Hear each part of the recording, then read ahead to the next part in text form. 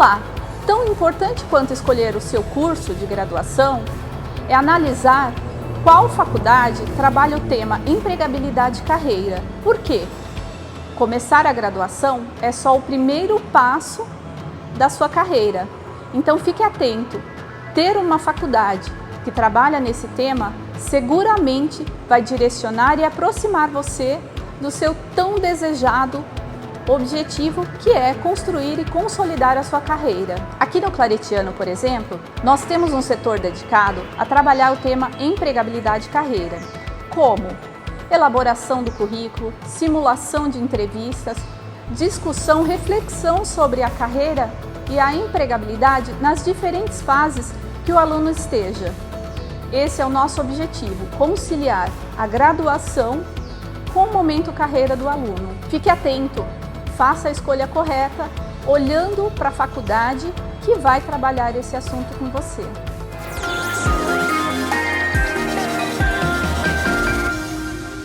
Fala galera, tudo bem? Bom, já me conta como foi na prova de ontem. Espero que tenha ido muito bem. No próximo domingo teremos a segunda prova. Então vamos para a nossa última semana de estudos. Força, foco e dedicação. A aula de hoje é sobre reprodução assistida com a professora Tamires. Bora lá?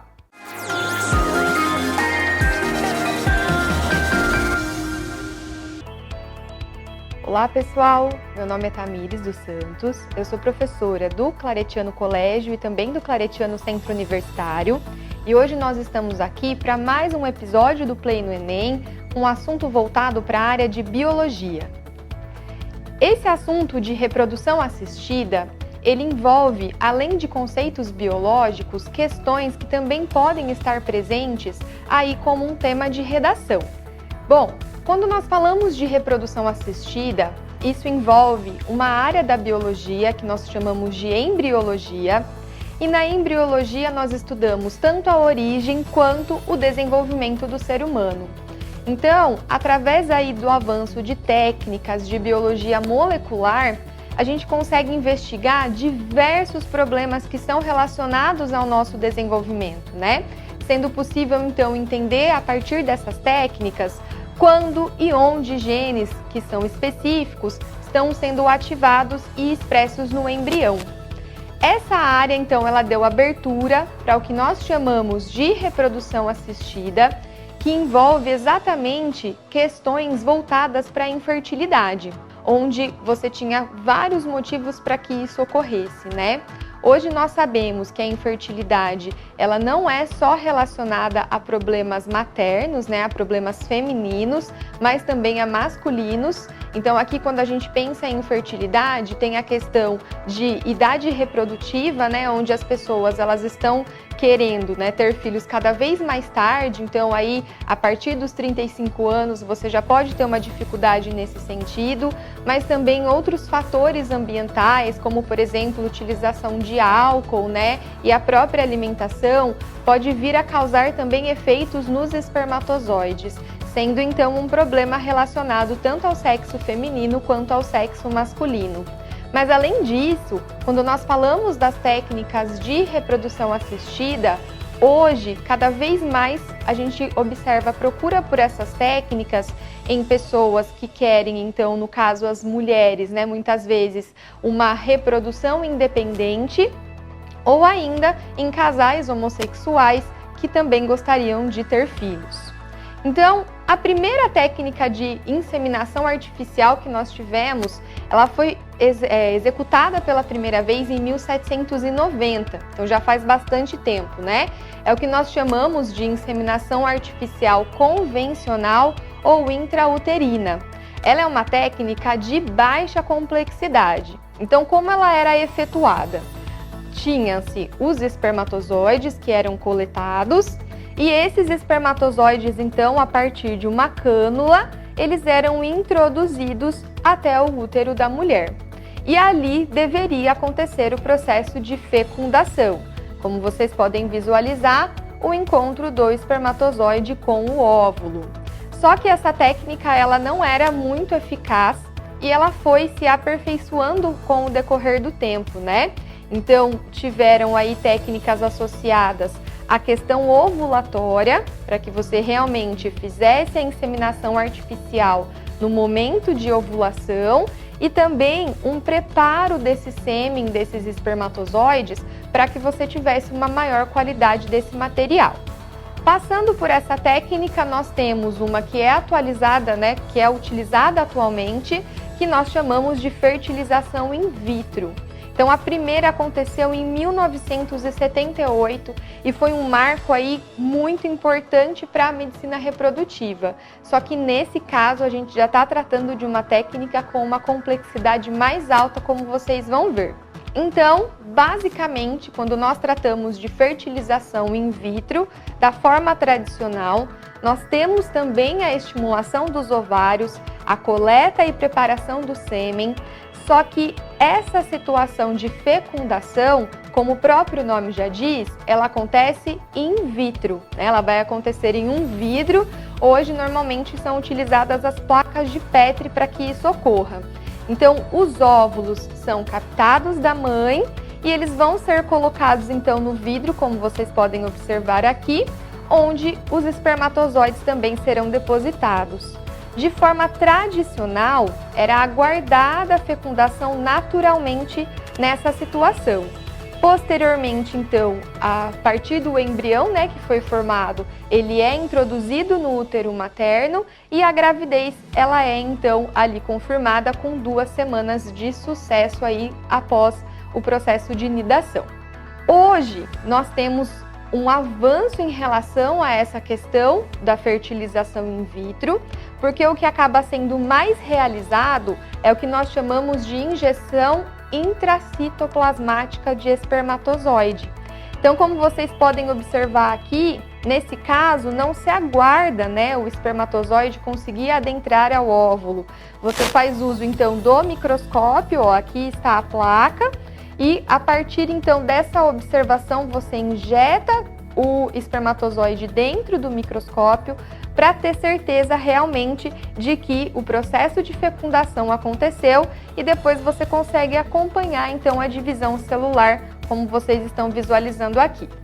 Dentre essa questão de implantação do óvulo, então no caso aqui já do embrião, né, na mãe, da transferência, a gente já tem algumas questões relacionadas principalmente da parte ética, tá? Justamente para que a gente tenha uma ideia de quantos embriões nós podemos implantar.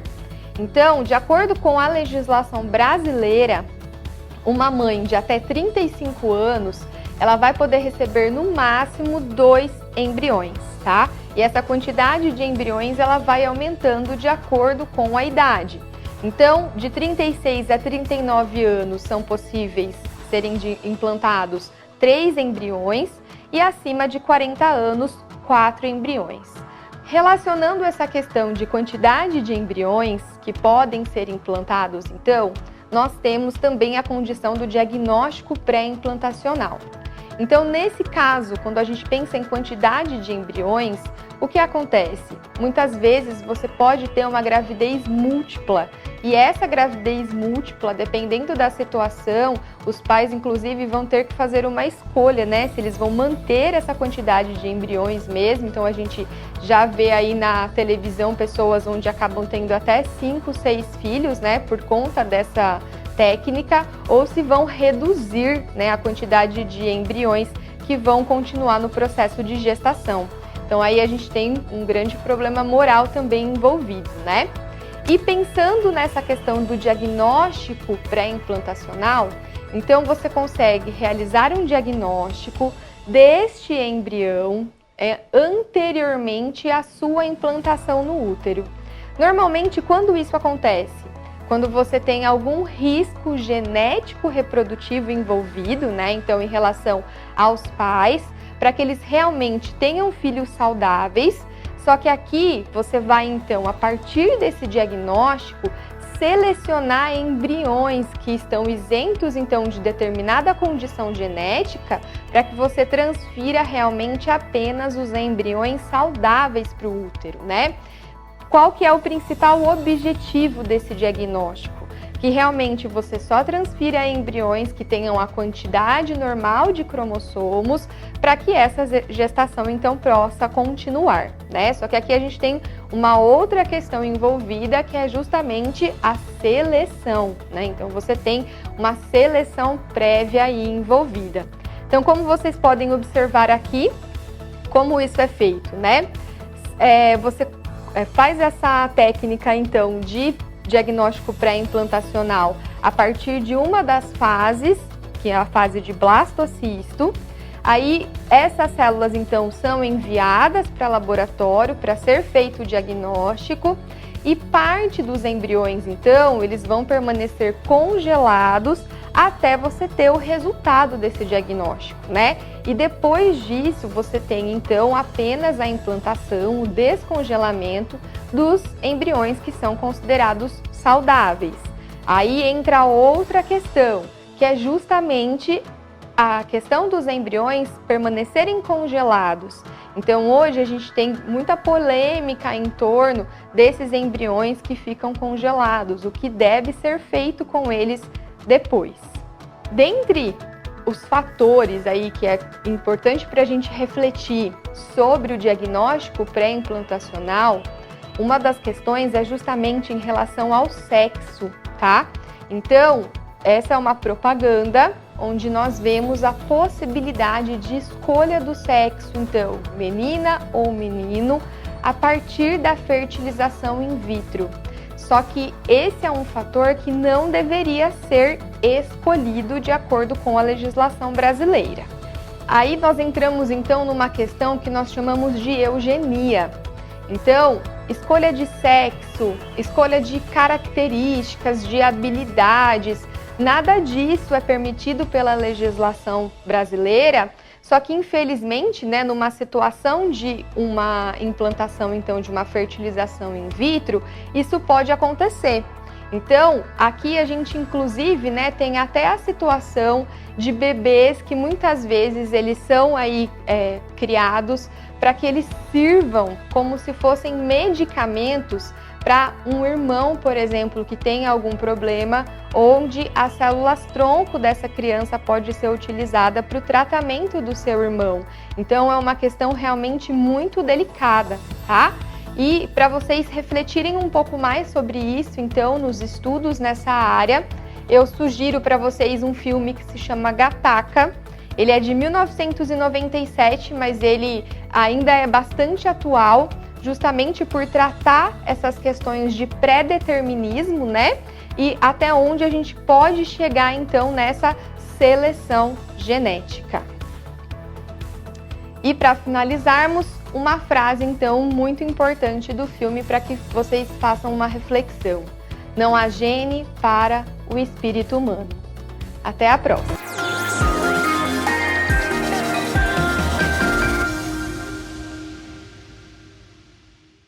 O curso de Direito prepara os alunos durante 5 anos para estudarem as normas jurídicas vigentes em um determinado país. Durante a graduação, o aluno é preparado para estudar e analisar conhecimentos teóricos e práticos, além de desenvolver capacidades como leitura proficiente, capacidade de persuasão e poder de argumentação, além de desenvolver um conteúdo crítico, político e social sobre as normas vigentes em nosso país.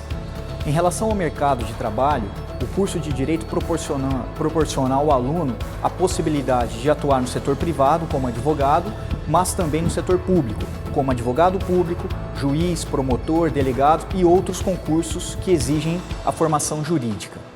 No Centro Universitário Claretiano de Rio Claro, nós oferecemos todo esse arcabouço teórico e prático para os alunos, trabalhando com disciplinas tradicionais como Direito Civil, Direito Penal, Direito do Trabalho, Tributário, mas também com os novos direitos, chamados ramos do mercado do direito tecnológico, como LGPD e Direito Digital. Além disso, no Claretiano Centro Universitário, nós temos um núcleo de prática jurídica que fomenta o aluno a viver a realidade de um advogado, de um juiz, de promotor, um serviço de assistência judiciária gratuita, no qual o aluno atua como advogado, sendo assessorado por profissionais e um próprio advogado para zelar pela comunidade carente, além de convênios com órgãos mais relevantes do país, preparando o aluno para verdadeiramente atuar no mercado de trabalho.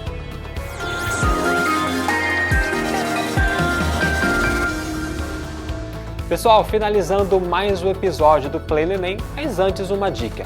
É fundamental ter uma boa noite de sono diariamente e também na véspera da prova. Então, durma pelo menos 8 horas por noite, beleza? Amanhã estamos de volta. Bons estudos e até lá!